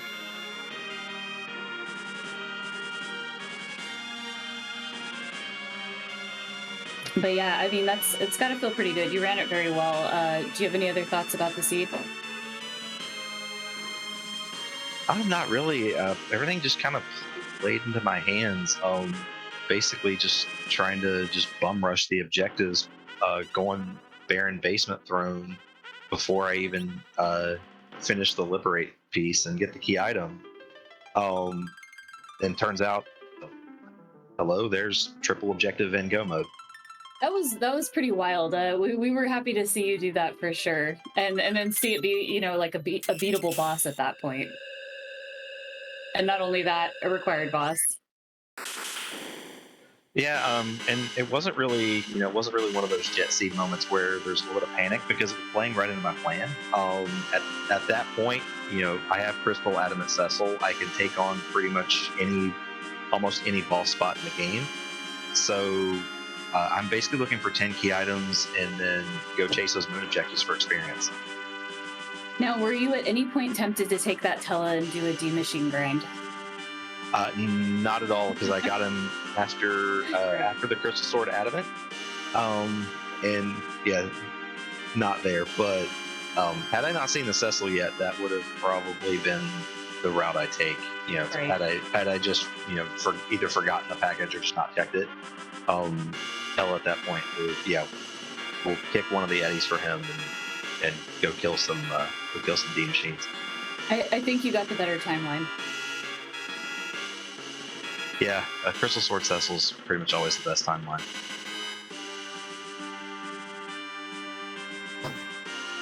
All right, I think that's about all I have. Garen, do you have any other thoughts? Yeah, I mean, the seed really didn't throw a whole lot of curveballs this time around. That CPU at what was kind of annoying to see because it's just so long of a slog, but it looks like you just took your time with it and it was fine. Yeah, I'd be worried in a lot of cases. This was not one of them. I mean, the seed was kind of steering you to a certain point, especially given when you get the Baron key in relation to anything else. The spoiler log did kind of make me think about it for a second because the Twin Harp was behind both the Fu check and the Earth Crystal boss. So you get a Fusoya, you get the Twin Harp. Twin Harp gives you the hook. Suddenly there's there's possibly your Sirens. So you may not have needed the Giant. So that was definitely a legitimate path through the seed. I might have to boot the save back up and go check that out to see how it played out. Yeah, that would be a totally different seed right there. And we would have made Chad happy because we've gotten the music. Not every fight, right? Yeah, it's pretty rare on this flag set where you get the opportunity to fade Zot, and so I already had Cecil, and so yes, okay, finally I get to fade Zot and not feel bad about it because I'd been punished in a couple ASICs for that where okay, I've got Kane Young, I'm okay, I don't need to go to Zot, and I'm 15 minutes behind everybody that went and found Cecil at the top of Zot, so didn't need to worry about that this time. I didn't even saw Kane, did we? No, I'm talking about other seeds where I've had that decision. Oh, okay. Right, totally. Well, really well run, great time, and it was a pleasure to watch. Yeah, no problem. Thanks a bunch as always for putting on the show for us. Thanks, Aaron Moore. Doing a great job on the restream duties and running the race room. Thanks, Philosopher and Garen. Thanks, Step Lively, for tracking. And thanks for giving us a stage to put on a show. Thanks, GG. GG again, and have a good night. Good night. All right, and Crispy is entering the Z fight. A little bit of a different party here. We have 2 white mages running support. Yeah, it looks like a little bit lower level. Sus is only at 2800 versus Y2Sky is about 4 levels higher. Right, yeah. And we do have a nice beefy over 2,000 Rosa. Yes, Rosa will not get dropped by any of these full strike big bangs, so hopefully Crispy can get through with just one. What is the highest roll big bang? Is it like 2,400? I can't quite remember. Like a maximum terrible big bang. The one where you play the lottery, I think, is about 2,400-ish. Okay. If I remember right.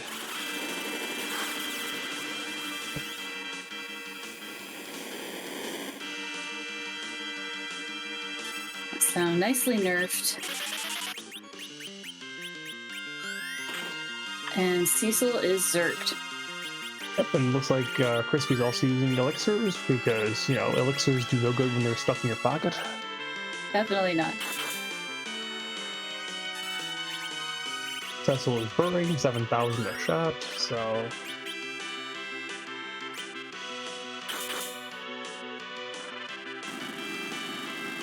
Siren is shaking pretty quick here, so it looks like that agility situation on Hell may be a little bit shaky, but... Yeah, a little more challenging here. Levels are slightly lower. Plus, and as Y2Sky brought up, we don't really have the Zerkers clogging the queue like we did on the last one. We had Edge and Cecil taking a lot of turns and kind of mitigating the fastness. Yep, that big bag is going to come out. Let's see, how bad is this?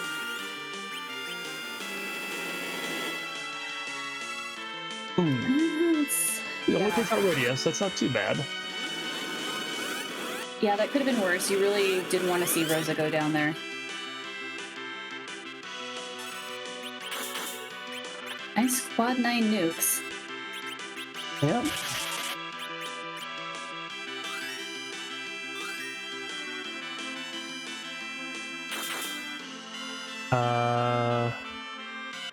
Question was ready for the elixir. Yeah. Oh, yeah. And the black hole is out now, so... Oh, I guess no, Forum was throwing it. Okay. Oh, yeah, okay, Forum. Okay, good. So, time to get everything all set again. Yep, it looks like Rydia may be staying on the floor for this one.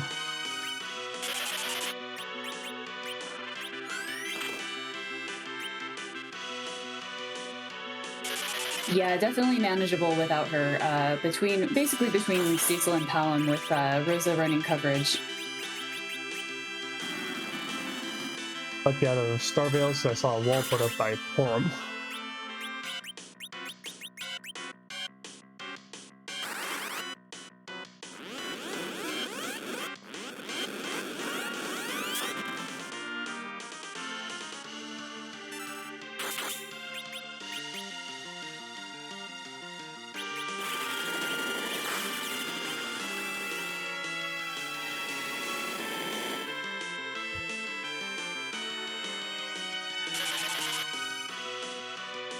Alright, Cure 4 coming out.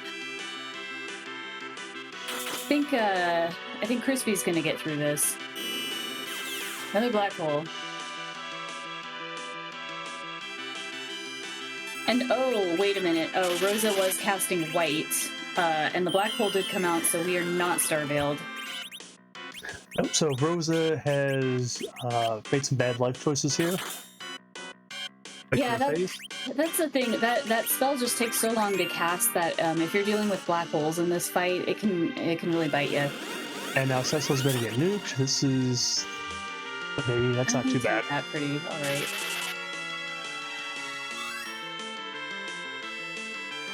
Okay, this is fine. I know. I really do think he's gonna get through this in one. I have faith. But plenty of items to help too. There is another shake. My goodness, Another shake. The Siren is fast. Feisty Siren. Really. Everybody's at full health. Almost. Cecil a little under, and Forum is down. Forum goes down. Okay.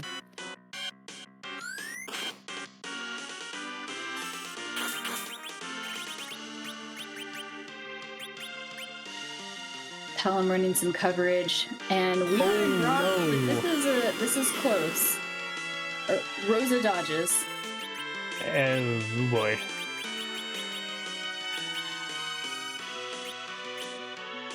Yeah, heal Rosa.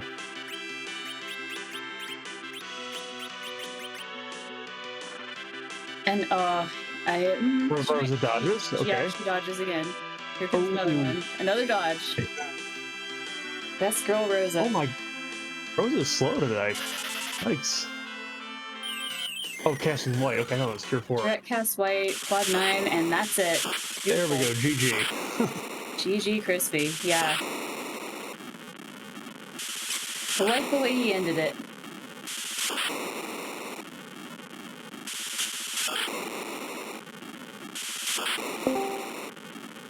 And we are joined now by Kryspyslick. GG Crispy. How about that Z fight?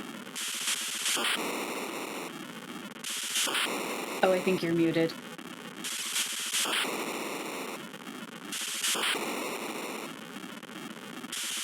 Can you hear me now? There we go, yeah. Yeah, that Z fight was scary. Yeah, you finished it with a lot of style, though. Thank you. Thank you. So yeah, how are you feeling? I thought I ran really well up until I got to that antlion. I spent too much time trying to get through that, and then I was just really hoping not to see CPU at that first spot on the giant, but it happened. I ran into trouble and should have reset out after the float glitch didn't go off, but hindsight's always 20/20. Yeah, I mean that fight there is really frustrating because it's really easy to just get to the point where you're like, I want to do something fancy to try and get rid of this thing, and since it's such a long spot, you know, when it does go south, it's pretty rotten. But yeah, up until that point, I thought I ran really well. But yeah, those are the breaks. If I could ask, what was your reason behind going to the Crystal Sword altar first before going to the giant? Well, I'm not comfortable with my strats for manipulating a D-machine grind, so I figured I would try the lunar subterranean to get some levels. And then once I felt I was comfortable enough to take the Crystal Sword altar, I'd give it a shot. And then from there, go up to the giant, and was hoping to finish my grind there with just the bosses. Yeah, that Okay. makes sense. Makes sense. I know D-machine grind can be very tricky, so if you're not good with the strats on that, it can be better to try something else. Yeah, I mean, I've tried it, but you know, it's not 100% for me yet. So I felt more comfortable just. I knew I had an objective up on the moon, and I figured I was going to be in that area to try and take those two fights, which Antlion got the best of me there. But yeah, that's all in all. I thought I ran pretty well. Yeah, you did. What did you think about the beginning part, like that party? Because you ran it very, very well, and that was a challenging party to start with. Well, I mean, with darkness, and I saw neither one of them had a dancing dagger, hoping to get something up in the moon. And then when it was Rydia, I was kind of shaking my head until I checked the cave up there, saw Leviathan. I was like, okay, we can get through the overworld. Yeah, that was good for sure. And interestingly enough, you and your opponent were pretty much routing exactly the same for much of the seed.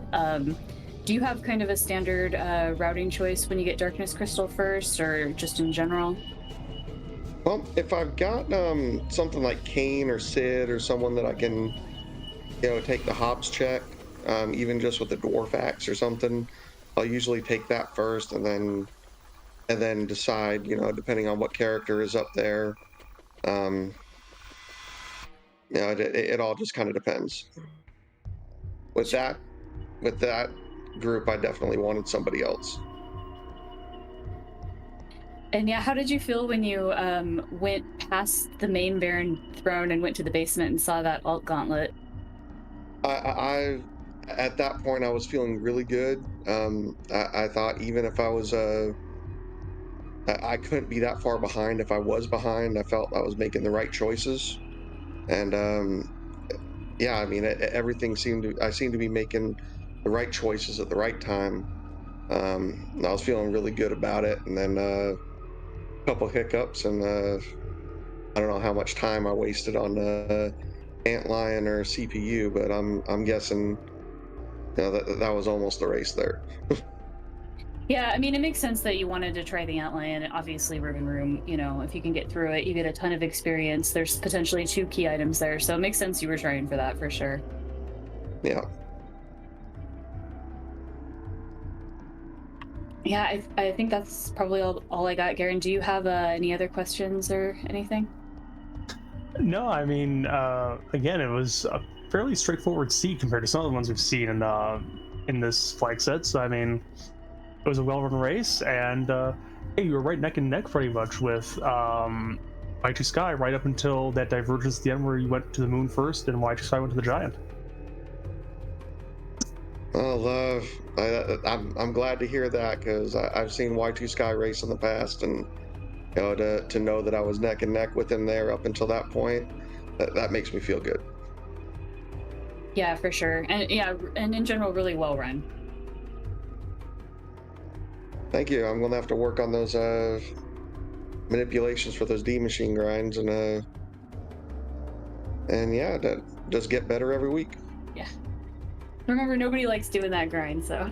Yeah, although in this case, your opponent didn't do a D machine grind either, so I mean, Yeah, no, it was the right play. It was the right play for the seed not to do it. Gotcha. Okay. Yeah, I guess that means he ended up with edge going into the Z fight, and I had already done most of my grind. So Right, yeah, okay. Yeah, Although- and he did hang on to a bunch of edge gear too, so his edge was pretty geared out.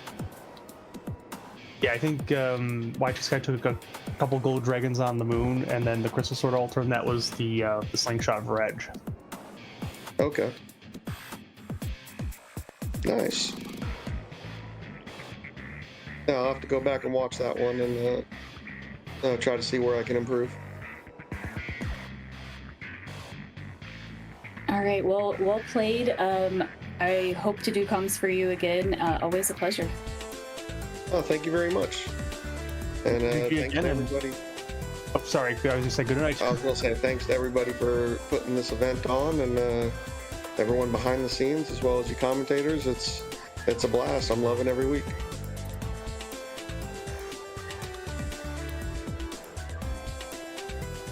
All right, so So it looks like.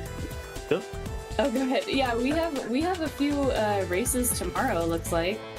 yep, we start with the Sunday morning matchup between John Burkhead of Voodoo Attitude versus Infinius of the Balen Cricket Club. It's at 9 o'clock on Free Enterprise Prime. And then next was an evening matchup between Vita Faro, also Voodoo Attitude, versus Commander Leonhardt of the Balen Cricket Club. That's at 10 p.m. on Sunday night. Also on Free Enterprise Prime, looks like. Those are gonna be good. I'm definitely gonna watch, even the early one. I am not going to watch the early one. That's too early for me. Sorry, but I think also for tonight we're done with our races. I think we're going to be rating funnel cakes, is it? I believe, yeah, we are rating funnel cakes tonight. Yeah, so it's been fun, wonderful race. I want to say thank you to Aaron Lore, who did a great job first time restreaming, Steph Lively on tracking, and Garen in the booth with me. First time we did comms together was really fun. Yeah, it was fun, Flossie. Thank you very much. And thanks again to Aaron Lore and also Steph Lively for keeping everything running in the background, nice and smooth. And yeah, we'll do it again sometime. All right, GG. Have a great night, everybody.